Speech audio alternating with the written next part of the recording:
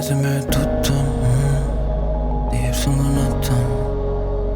Başlığım it yok, köp karıştım şayet üstümde bulutlar. Sözümü tuttum, diyorsun unuttum. Başlığım it yok, köp karıştım şayet üstümde bulutlar. Ağlama, o geçir biterimi yaralar. Mende gece gündüz şobar alıda. İsle yigrin isle adım karala. Yönü ağlama, canayden seyret sağda. Düşünmem benim yadıktın.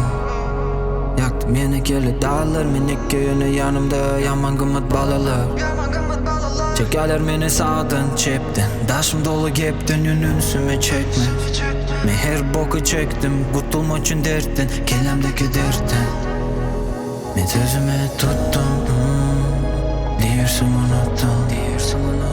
Başlığım it yok, köp karıştım şayet üstümde bulutlar.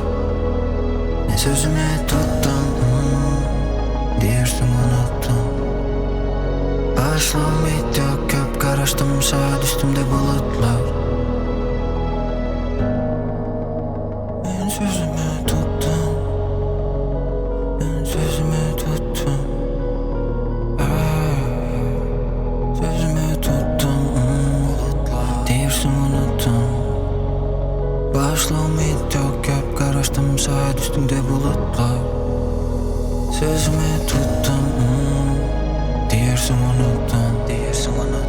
Başlığım it yok, köp karıştım şayet üstümde bulutlar.